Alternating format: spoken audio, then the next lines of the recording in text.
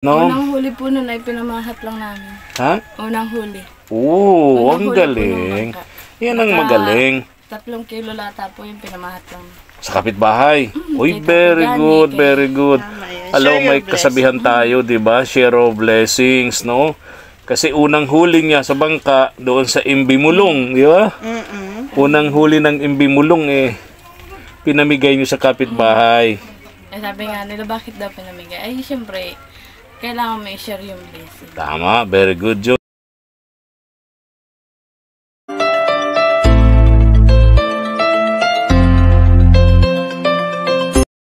Good morning, Diyos Maray na udto po sa Indogabos, mga tugang. Magandang tanghali po. Sama natin si Madam Reyna. Pupunta kami ngayon. Yeah, bati. Binabati ko po kayong lahat Ayo. na isang magandang tanghali na Isang po. makulimlim na tanghali. Di namin sigurado kung iinit o uulan. Pero 70% ang possibility. Malamang uulan, no? Kaya pinili namin muna ngayon ni Reyna after mahigit 1 linggo, ano? Buhat po na mapasinayaan po natin yung bangka po nila. Bangka po ni Mulong. Yan So, po yung una kong yung pagsama mo. Opo, unang Correct. pagsama ko. Oo. Kaya 1 week na Yes, po. oo. 1 week na po. Ngayong tanghali, pupuntahan po namin ni Madam Reyna si Mulong. Tingnan natin yung kalagayan nila. Update namin kayo mga ka-KSP katuwang sa paglingap. Kumusta na po ang kanilang kalagayan matapos po magkaroon sila ng bangka. And then kung paano nila, kahit paano sa mahigit 1 linggo na yun kahit paano may pagbabago na rin, no? Kung noon ay kumakain sila ng talagang hirap na hirap, no? Yung mga pang-ulam nila talagang wala. Talagang as in gapang sa hirap yung pamilyang yon. Ngayon meron na pong bangka. Tingnan natin kung nakaangat-angat na po sila. Kahit kunti man lang, no? Compare doon sa dati. 1 week after nung magkaroon na po sila ng bangka. Shout out nga pala sa lahat ng ating KSP abroad, katuwang sa paglingap abroad. Especially po yung ating mga migrant workers abroad na walang sawang katulong po natin, katuwang natin sa paglingap sa mga taong naghihirap dito po sa atin sa Pinas, no? At siyempre dito po sa Bicol at dito po sa aming mahal na lalawigan ng Camarines Norte. Tara! Let's go. Yeah, go!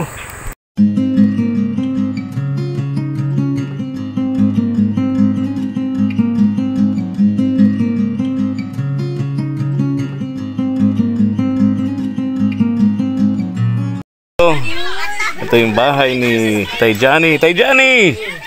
Good morning! Kumusta kayo? Ayos naman po. Oh, Nakatambay kami doon. walang sakit. Ay, inabot na naman. Bakit ano naramdaman nyo? Nagangubon na naman ako sa pinapagod. Ubo, pagod. O baka yung sakit nyo talaga. Di ba mayroon naman kayong nebulizer, no? Ay, mayroon kaya wala na. Wala nang gamot. Gamot. Mura lang naman ng gamot nun. Di ba? Yung panglagay sa nebulizer. Andali Tay Jani. Huwag kayong maglalabas, no? Maulan ngayon yata, oh. Naman po ako nagparalabas. Oo. Naman po ako. Andali Tay, ha? Hindi po. Galing dito nung isang araw sina Mark and JM. Hindi na ako nagdala dito para sa kanya kasi kabibigay lang nung sponsor ni na Mark at JM para dito kay Tay Jani kasama si Tay Tomas. Galing dito si Mark and JM ng isang araw, no? Galing dito si Mark and JM ang Kagapay Vlog. Oo, kaya di na ako nagdala sa iyo ng pagkain mo kasi meron ka pa naman dala nila, no? Ngayon ang problema mo lang yung nararamdaman mo ngayon, yung iyong tawag diyan, sakit. Yung hika saka ubo. Ubo, normal yun ngayon, mga ubo-ubo lalo na sa mga nagkakaedad na, Tay Jani, no? Na humihina ng immune system, resistensya. Ha? Puntan ko muna si Mulong, Tay Jani, ha? Oo. Nasa dagat pa po sila. Nasa dagat pa. Tanghali na. Okay, nasa dagat pa pala si Mulong. Ito yung bahay naman ni Mulong. Wala pa pala si Mulong. Nasa dagat pa. Nasaan yung mag-iina? Ako nun. Oh, kumusta kayo? Ito po. Ha? Nasaan yung mga chikiting mo? Oh, bless dito. Oh, talaga naman. Oh. Nagaling pa lang po sa Asan yung isa? nagpasok po. Kahit Nasa eskwelahan. O, nahulog yung damit yata. Hindi pa po, nagpunta dito. Ay, yung bunso mo, nandyan, sa duyan. Sabi niya, mapasok ka niya, mama, kahit wala niya akong papel. Sabi ko, Anong oras ang labas nun? alas 3 pa po ang labas nun. Anong oras ang pasok na? 8 po. Oo. Saan kumakain yung anak mo? Ay, pinabaunan ko po ng kanin. Pinabaunan mo ng kanin. Ano? Oh, andito, dali. Kuha ka dito ng tinapay, oh. Ano? Yung bata po, sabi ko, bibisitahin nila. Ah, Wala pa naman po. nasa bangka pala. Nasa laot pala. Nasa laot si Mulong. Mulong po. Ay, kumusta naman ang pamamalakayan ni Mulong? Naka 150 man po kahapon. Mahina pa rin. Kawil man po yun, limang po yun. Kawil. Kasi wala naman kayong lambat, lampangki. Di ba yung dating ginagamit niya, hindi pwede doon? Butas, ano naman po yun, malalaki ng punit. Kaya makakalusot din po yung isda. Malalaki na ang punit. Di ba tinatahi naman yan? Nire-repair? Di ba nire-repair naman yan? Ay, wala nga po siyang tamsi. Walang pantahi. Yung tamsi kung tawagin. Magkano yun? Saan bibili nun? Sa hardware po. Hardware. Oo, ayun. Yan, may kita yung tinapay na dala ni Madam Reyna. Halika dito, upo ka dito. Dito ka, naupo na ikaw dyan. Ay, may ngapat nakakakain-kain pa lang at galing pa lang po yan Gusto sa nga sakit. nito. Puro sakit. Parang hindi naman nagkasakit ang baby. Pinahihiya.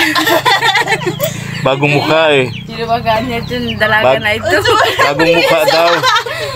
Ang dali no. Sa akin kasi nung una ganyan din yan eh, di ba? Nang masanay na sa akin, Halika na dali. Nahihiya siya. hiya siya. Kuha mo na lang, kuha mo na. Kuha mo na dali. Baka ayaw niya.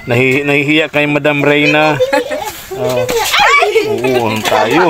Ubo ka kasi dyan sa dulo. Ayaw niya, oh. Ha? May... Nahihiya siya. Dati gustong-gusto niya tinapay. Ngayon nahiya. Taba. Nagigigil ako ang taba mo. Kalbasa po yung busog pa. Ayaw niya yan. Ano yun? Ha? Kain po doon kay ninang niya ng ano. Golit. Ako mabigay dito. Ay, kita. Ako. Ako, nahihiya sa'yo. Dali, kuha na. Nahihiya talaga siya. Nahihiya kay Madam Reyna. Pinubo tapos hinika. Pagkahiga niya nilagyan natin. Meron din siyang, May hika po asma. siya eh. Parang sakit ni Tay Johnny. Simula po nung mag-isang taon siya. Ito. Nagkahiga Itong po siya. pangalawa mo. Okay. Ibababa ko kasi baka... Lagi na lang, Kaya siya nagalit sa akin, baka tinaas ko siya. Sabi pa kay Lamera ka, mala desisyon ka sa buhay ko. Tago na siya. Tago na sa kwarto. Nakita niya ako, umuwi na eh. Madilim po ay wala pa po kaming kuryente. Kasi pag biglang kulog kagabi at kilat ay nawalan ng kuryente. Kayo dito? Kagabi pa po. Itong lugar nyo. Baka may nasirang... Yung transformer daw po. Okay. Kaya hanggang ngayon wala pang kuryente. Ay sabi ng isa ay mapuntahan niyo dito, tatanungan niyo yung bangka kung mag-ano na yun. Bali ilang araw ng... May isang linggo na ba? Okay. Very good. Kumusta naman ang mga kita niya? Sa hanap buhay niyang yun, may nabago ba? Meron man po nagkaano man po sa sakrudo, saka pambaon-baon ng bata. Yung pangkain-kain, wala. Maganda pa lang mabaga po yung dagat. Oo. Lakas-lakas mabaga. Pero at least kahit paano, masarap magang pakinggan yung kahit paano umangat kayo ng konti. Compare dun sa dati na halos wala kayo makain. Ay lagi nga po nakakataon na kami ng isda kay Lolo Johnny, Tata Tommy. Yan ang gusto kong marinig. Masarap pakinggan yung ganun. Minsan, Kung sa akin, masarap pakinggan di lalo na doon sa mga tumutulong sa atin sa abroad, especially ni Sir, pamilya ni Sir Efren Tibay ng Canada, no? Unang huli po nun ay pinamahat lang namin. Ha? Unang huli. Oo, ang Unang huli po galing. nung bangka. Yan ang magaling. 3 kilo lata po yung pinamahat lang. Sa kapitbahay. Uy, kay very Tata good, Johnny, very good. Tama yun. Alam, Share may your kasabihan tayo, di ba? Share of blessings, no? Kasi unang huli niya sa bangka doon sa Imbimulong, di ba? Unang huli ng Imbimulong pinamigay niyo sa kapitbahay. Ay sabi nga nila, bakit daw pinamigay? Ay, syempre, kailangan may share yung blessing. Tama, very good yun. Very good yun, Rochelle. Pagka-outro agahan, nagkawil, naka 150 man po. Okay. Nakakuha man ng... Pag nangangawil, ilang oras nangangawil sa dagat? Naalis po siya ay alas 5 ng... Madaling araw? Ng umaga? Nadating po ay minsan alas 12, alauna. Oh, tulad ngayon, mag-aalas 12. So, maaring parating na yun, ano? Oo. Teka lang po, may titinan po. Masarap kasi pakinggan, Madam Reyna, na umangat yung kanilang pamumuhay after na matulungan sila. Kaya yun ang gusto kong marinig kung may nabago. Pero Lalo meron na dun naman sa mga daw, tumutulong. Yung mga KSP natin abroad na walang sawang tumutulong. Siyempre, maganda sa pakiramdam nila na malaki yung naitulong nila dun sa tulong na ibinigay nila, di ba? Opo. Ha? Pinakamaganda po talaga doon, nag-share sila. Kaya ano nga, yung kaya nga. natatanggap nila. Kaya nga tama yung ginawa nila. Dadalaw po yung maramot, kakantilong yung blessing. Tama. Maliit man yan, o malaki, marami man yan, o kukunti, isa pa rin yun. Pinakamahalaga, nagbigay ka pa. Tama. Yun, Madam Reyna, no? Tama yun, Rochelle. Ako, kinocongratulate ko kayo dun sa bagay na yun. Pero syempre, wag nyo namang ubusin. Magtira naman kayo ng inyo. Di ba? Ano nga po nila, lagi na lang niya isda. Ano nga po, may lagi may blessing ang dagat. Kahit para paano natin may isda. Very good. Minsan naluto kami, binibigyan namin pinirito. Tay Janice, Tay Tomas. Kasi Tatay Tomas maghapon, ano ba po din. Nasa work. Okay, di na ako nagdala ng pagkain nila kasi kagagaling pa lang dito nung Kaagapay vlog ni Mark and JN. Nagbigay yata kay Tay Johnny at kay Tay Tomas. Nung linggo, ayos na pala niya yung bangka mo, pinaayos ni Papa. Oo. Sabi ko, paano mo po nalaman? Nakita ko ano. Sabi ko, ayos na yung wala ni Papa. Kaya sabi ko, kayo naman ang titingnan namin dito. I-update natin yung mga tumutulong sa atin, especially yung pamilya ni Sir Efren Tibay ng Canada na siyang nagbigay sa atin ng tulong. Papa niya, pag nakakuha anak ko, makakabili ka na ng gamit. At hindi po talaga pinayagan ng maestra pang grade 2 yung gamit. Ayun, di pinayagan. Bawal makasyon. Yung luma muna ang pinagtsatsagaan niya. Mm. Kaya sige na. At gusto naman pong pumasok. Alam, Po ni Ate Tesing, yung bili niya dun sa 8 booklet. 8 daw po 8 subject daw po yun. Grade 1? Anong grade ba ng anak mo? Grade 1 po. Grade 1. Subject daw po yun. 8 booklet? Hindi na po. Di ba na po? Kasi meron na po sila. Ha? May subject na May sila. math, Notebook yun, hindi booklet. Notebook yata. booklet po siya, booklet. Booklet. Tapos may writing tablet. Okay. Magkano daw inabot nun? Nasa 1.5 daw po yun. 1,500? Kasama naman daw po yung project. At may nato po yung kasi yung inano niya binigay ng maestra sa akin. Dala-dala po sa akin, mama, ito daw ang bilhin mo. Hindi daw yung pang grade 2. Sige na nga. Hindi ko Ano yan ate? Babasahin ko pa po. Ate, Hindi na, okay mabili na. ka daw po ng Yun natin mamaya. Mga bibilin para dun sa anak mong grade 1. Sabi ko wala mga anak ko. Ayun na niya mama ang bilhin sa akin yung mom. Ay sabi ko nga po wag muna pumasok ay nag-iiyak. Mapasok daw po siya. Ay pagdadating man mama 100 niya ako sa school. Ben! So, yung kita niya dun sa bangka, sakto lang na pang ulam-ulam nyo, ganun? Tapos nakabili man po kami ng ng mga gamit ng bata, yung sa gamot baga po. At si Alvin baga po ay nagaling-galing pa lang, bili po kami salbutan. Ulam po, yung 1 kilot kalahating isda lang po. Tira pa yung pang-ulam na. Kasi bingwit lang siya, no? Hirap pala talaga. Isa-isang kami lang po kasi. Kaya nga, bingwit lang siya, no? Sabi nga po niya, sana niya may magtulong na sa atin pambilin pangki. Lubos-lubos manaan niya ang mahuhuli natin doon. Sobra-sobra manaan. Kasi po yung pagbingwit, isang kawil lang po ang nagagamit. Isang kawil nga, Siyempre, isang bingwit, Hulog. isang pain, isang isda. So, mahirap nga, Mabuti kung ang bawat isdang mahuhuli, malalaki. Paano kung maliliit? Di yung 10 pain mo, 10 maliliit na isda nga lang naman. Mahirap nga lang naman, Mabigat. Dapat talaga, May bangka ka na, dapat may lambat pa, may pangki, no? Yan ang problema natin pala, Rochelle, Pero ano? sabi ko nga ni, kahit naman akin para paano, nakakakuha ka na nag-aandar na yung bangka mo, kaysa na akin naka-stock. Kisa noon, zero talaga, zero, ano? Noong wala pa kayong bangka, as in zero. Naalala mo nga po na ano ko sa iyo. Oo nga, ano? Pag wala. Talagang walang-wala kayo. Pero ngayon, hindi naman na kayo nawawalan. Hindi man po. Hindi mo na kayo nagugutom, hindi mo na kayo nalilipasan ng gutom, ng pagkain. Meron po nga po siguro yung dala mo sa amin nung magpa-blessing. May natitira pala tapong bigas. Na Oo. sinasabi pag i-school naman baga po na isang Alam mo, kain. Alam mo, ang gusto kong marinig yung nakabili kayo ng isang sakong bigas. Ganon, ayoko nang marinig nung yung dala mo po, may natira, nandyan pa. Ang gusto ko yung naglaot po si Mulong.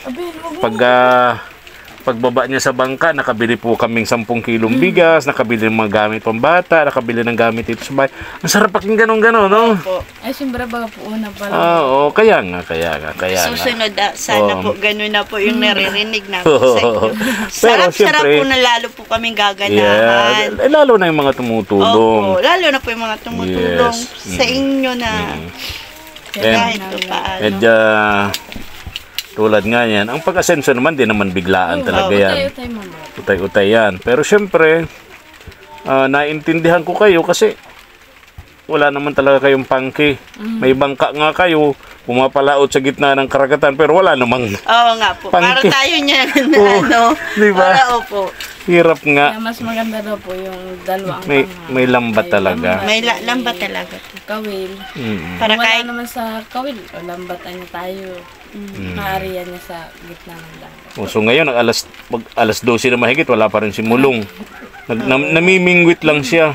Namimingwit. Mabuti ko nga ang isang pain mo inabot lang ng 2 minuto, may ano na. meron na agad. Meron na. Ay kung isang oras na wala pa rin. Meron naman po yun, baka Meron. mga 10 minutes. 30 minutes, edi. Hirap nga din ang buhay Hirap pala po ni Mulong Sa isa. Dapat talaga ganito na lang, Rochelle. Magdasal kayo tulad nung paglinggo, magsimba kayo na sana Ingat ka na akin at dagat ka yan. Malay mo, di ka na makauwi sa amin. Ay, di man na niya. Nagdadasal man na niya lagi. Ako sa akin. Siyempre, bago ka naman akin mag-alis, dinadasal ang kar namin. Na mag-iingat ka. Ang ibig kong sabihin, pag-pray nyo na ay mabubuting kalooban na makapansin dito sa problema nyong ito at mabigyan kayo ng lambat, ng bangka, no? Kasi may bangka na kayo, lambat na lang ang problema. Baka naman pag may lambat na, sabihin nyo nabutas yung bangka. Hindi naman po, maingat naman po. O kaya naman nasira yung katig, ano? O kaya nahibas yung dagat. Naubos yung tubig. Baka maubusan ako ng rason. joke lang, Rosel. Pinapatawa lang kita. Hintayin natin si Mulong, ha? Ay, maantay ka po kung anong oras dumating. May unan ka dyan, mahiga-higa muna ako dito. Pero nang unan, mahiga-higa muna ako dito sa balkon nyo. Hintayin ko. Kasi madoong, minsan nga po, nasabi, tulungan man niya ako magbaba ng bangka. Minsan alas 11 ng gabi. Oo. Tulong kami niyan. Masakag lang po ng hipong pamain. Talaga, ha? Sipag din naman talaga ni Pag Mulong, may ano? sobra man po yung hipon, Oo. pinapabili ko naman po. Okay. 30 ang isa. Okay Kaya naman. sabi niya nung tulog ito, babatan mo na yung bangka. O sige, magaan man mga po pag fiber lang. Oh, fiber yun, magaan talaga yun. No, bakit? Kahit si Madam Reyna, kaya yun mag-isa eh. Ano? Opo. Kayang-kaya. No? Kakayanin yan. Tapos na ako? Ha? Oo. Bili ka ng gamot mo, ha? May pera ka naman tayo, no? May bigas ka naman, di ba? May gatas ka pa, no? Ay, dami pa. Dami pa. Alis na kami. Ha? Di na namin mahintay siguro si Mulong. Tagal pa yun, baka abutin kami ng ulan. So pag pupunta pa kami rito, pala, pag gusto namin makausap si Mulong, mga hapon, alas 2, alas 3 ng hapon. Pag ganitong oras, nasa dagat pa siya, no? Nasa laot pa siya, no? Mag-pray kayo, magdasal kayo mag-asawa, na sana may makapansin sa pangangailangan ninyo, yung lambat, no? Para makatulong ng lubusan sa inyong hanap buhay, no? Very good yung ginawa ninyo. Dun sa unang huli ni Imbi Mulong, pinamigay nyo sa kapitbahay yung huli ninyo, di ba? Galing yun. Saludo ako doon sa inyong mag-asawa kay Mulong, ha? And, siyempre, hangad ko na masensoan yung hanap buhay doon, ano? Salamatan natin ng pamilya Tibay ng Canada na nagbigay sa atin ng tulong para yung bangka na isang taon na, no? More than 1 year nang nakatiwangwang yung bangka. Ngayon ay tumatakbo na sa dagat, no? Ayan. Galit sa'yo, Ayaw siya Madam tumingin. Reyna. Pag nagtalikod ako, titingin siya. Di ba? Pagkaalis na ako, bye-bye! Ayaw niya tumingin, gigigil ako. Bilog-bilog, no? Parang hindi man nagkasakit, Wala yung nebulizer, ano? Nahiram Si Tay Johnny, nakihiram kay Tay Johnny. Kaso po yung hose niya, di na yung hose po ng biyanan ko, hiniram ko. Okay. Karamihan dito yung problema talaga sa mga nakatira sa tabing dagat, karamihan may sakit na asma. No? Sabi, kapag ka nasa tabing dagat ka, matibay sa baga. Bakit karamihan nakatira dito Hinihika. Mga asthmatic, di ba? May mga sakit na asma, nasa tabing dagat nakatira. Alis na kami. Tayo. Balik kami para makausap namin si Mulong. Siguro sunod na araw. Alis na kami, Tay Johnny.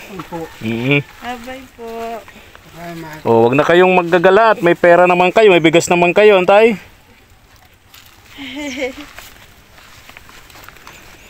Hindi ako nagkakamali. Itong dalawa ni Tay Tomas, Tay Johnny, binigyan nilang tig 25 kilos na bigas plus tig 1,500 galing sa sponsor. Kausap ko si Mark and JM kagabi. So hindi na ako nag-alala. Magdala pa kung ano pa kasi alam ko may bigas at may pera naman itong si Tay Johnny at Tay Tomas. Alis na ako, Tay. Tara na, Madam Reyna. Let's go na po. Buti yata tayo ng ulan, no? Opo, wala rin na po tayo. Kaya nga, yan na, patak-patak na sa upuan natin. Ayan na.